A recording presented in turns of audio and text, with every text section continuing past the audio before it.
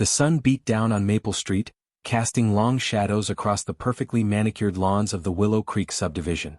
Each house, a carbon copy of its neighbor, stood proudly, a testament to the HOA's unwavering commitment to uniformity. Behind the facade of one such house, number 12B, lived Elena, a woman of quiet dignity and remarkable strength.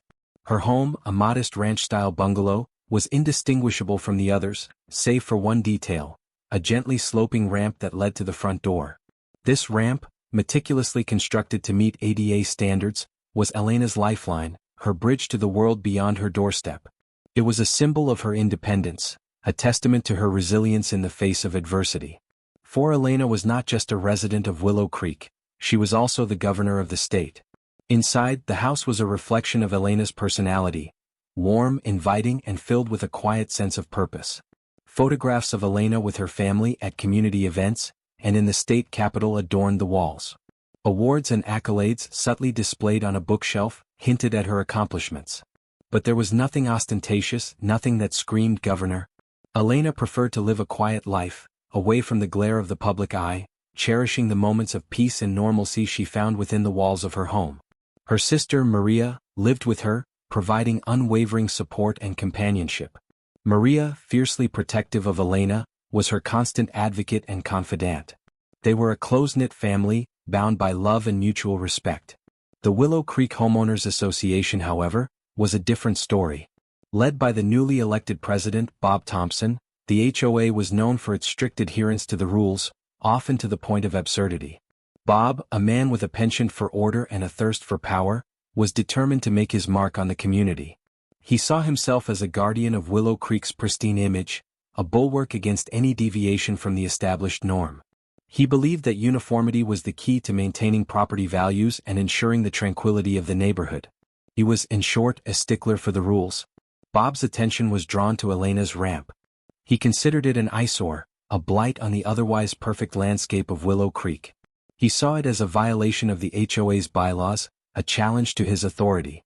He conveniently overlooked the fact that the ramp was essential for Elena's mobility, focusing instead on a minor technicality regarding its placement. He and the HOA board, composed of like-minded individuals, decided that the ramp had to go.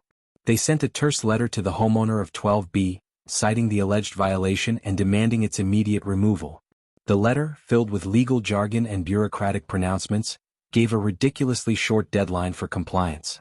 It was cold, impersonal, and completely devoid of any human compassion. The HOA's arrogance was astounding. They were so consumed by their own self-importance and their rigid adherence to the rules that they failed to consider the human element. They didn't bother to inquire about the homeowner's circumstances, nor did they care to find out who she was. They saw only a ramp, not the person who relied on it. They saw only a violation, not the vital necessity it represented. They saw only an opportunity to exert their power, not the potential for a grave injustice. They were completely unaware of the storm they were about to unleash. They were about to learn a valuable lesson, a lesson about the power of empathy and the importance of understanding. They were about to discover that some rules are meant to be broken, and some battles are not worth fighting. They were about to face the wrath of a governor who would not stand idly by while her sister's dignity and independence were trampled upon. Their arrogance was about to be their undoing. Their ignorance was about to be their downfall. The quiet tranquility of Maple Street was about to be shattered. The stage was set for a confrontation, a battle between bureaucratic rigidity and unwavering family loyalty. The meticulously manicured lawns and identical houses of Willow Creek were about to become the backdrop for a drama that would reverberate far beyond the confines of the subdivision. The HOA, in their blind pursuit of conformity, had inadvertently poked a sleeping giant. They had underestimated the power of family, the strength of sisterhood, and the unwavering resolve of a woman who would not allow her sister to be treated unfairly. They were about to learn that some ramps are best left untouched, and some homeowners are best left undisturbed. They were about to discover that they had made a very, very big mistake. The letter arrived on a Tuesday, crisp and official, delivered by a uniformed courier. Maria, ever vigilant, intercepted it before Elena could see it. She recognized the HOA's return address, and a knot of apprehension tightened in her stomach. She knew that Bob Thompson and his board had been making noises about the ramp, citing some obscure bylaw about setback requirements. Maria had tried to reason with them, explaining the necessity of the ramp for Elena's mobility, but her pleas had fallen on deaf ears. The HOA, it seemed, was more concerned with the aesthetics of the neighborhood than with the well-being of its residents. Maria sighed, knowing that this letter could only mean trouble. She opened it with trepidation, her heart sinking with each word she read. The letter was even more callous than she had anticipated, demanding the removal of the ramp within a mere 10 days, or face hefty fines and legal action. It was a slap in the face, a blatant disregard for Elena's needs and a profound insult to her dignity. Maria knew she couldn't shield Elena from this. Elena deserved to know what was happening, and she deserved the chance to respond. Maria walked into the living room, where Elena was working on her laptop, crafting a speech for an upcoming conference on disability rights. Maria hesitated for a moment, unsure how to break the news. But she knew that honesty was the best policy. She handed Elena the letter, her face etched with concern. Elena took the letter, her brow furrowing as she read the contents. Her expression remained calm, but Maria could see the flicker of anger in her eyes. It was a quiet fury, a slow burn that radiated from within. Elena was not one to lose her temper easily, but she was also not one to tolerate injustice. She had spent her life fighting for the rights of others, and she was not about to back down now, especially when her own sister was being targeted. Elena finished reading the letter and placed it on the coffee table. She looked at Maria, her eyes filled with determination.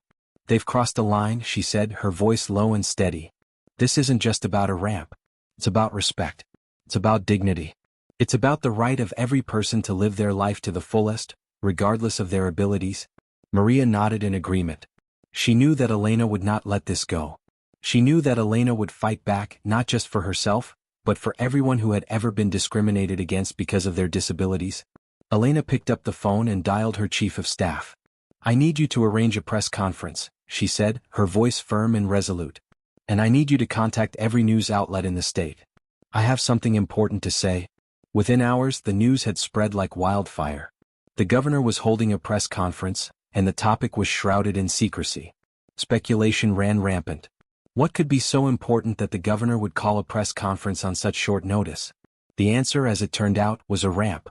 The next day, the press conference room was packed with reporters, cameras flashing, microphones jostling for position.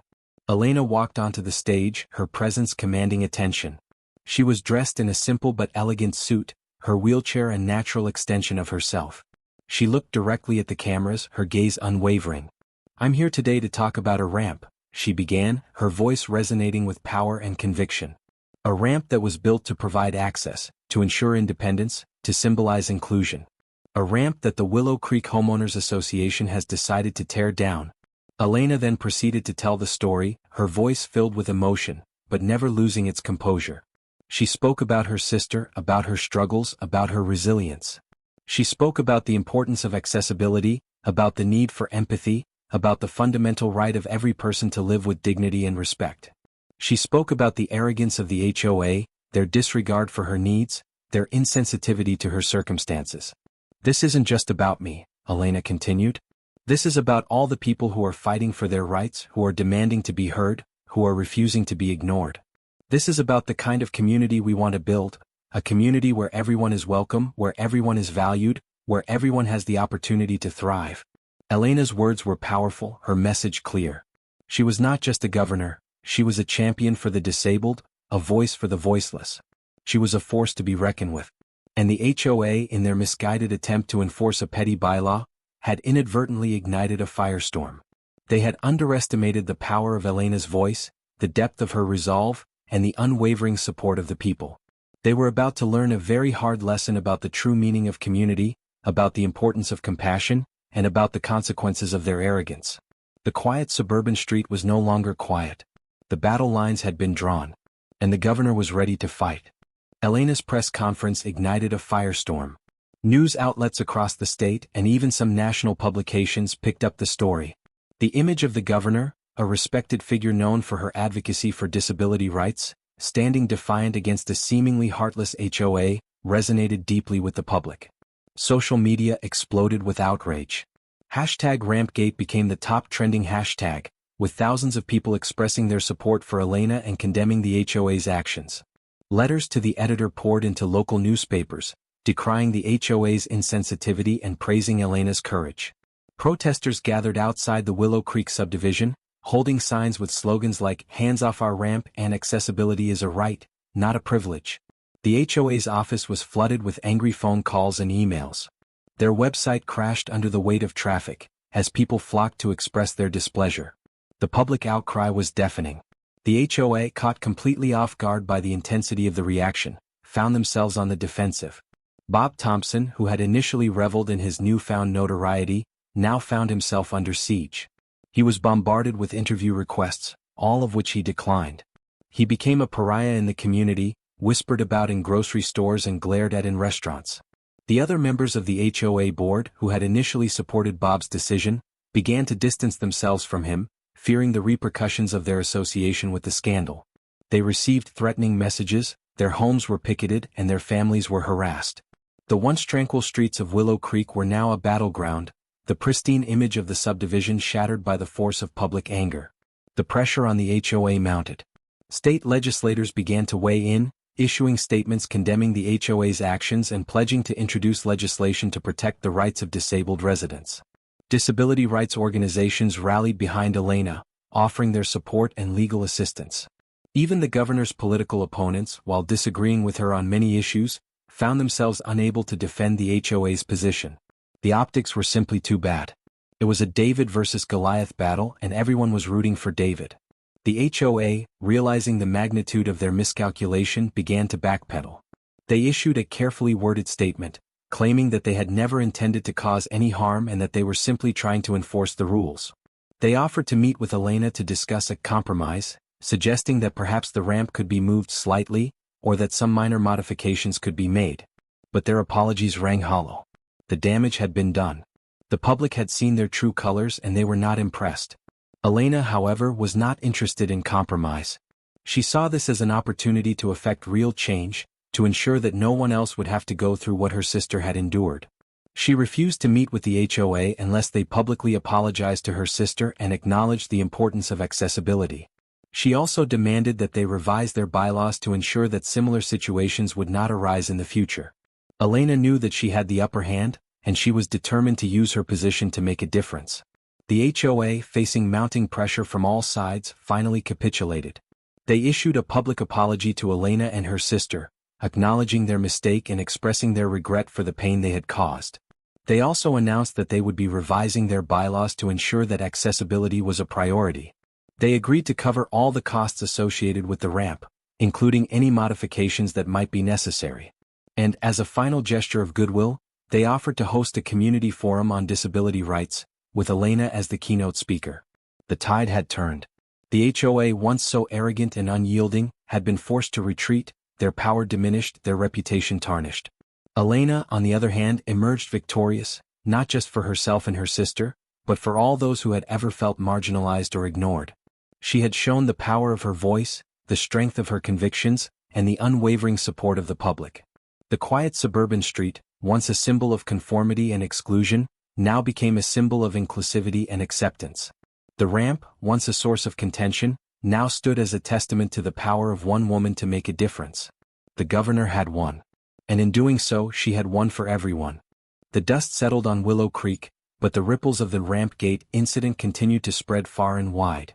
The story became a symbol of the ongoing struggle for disability rights, a reminder of the importance of accessibility, and a testament to the power of collective action. Elena's press conference, her unwavering stance, and the subsequent public outcry had brought the issue of disability rights to the forefront of public consciousness. It sparked a national conversation about inclusivity, about empathy, and about the need to create a society where everyone, regardless of their abilities, could live with dignity and respect. The Community Forum on Disability Rights, hosted by the HOA and headlined by Elena, was a resounding success.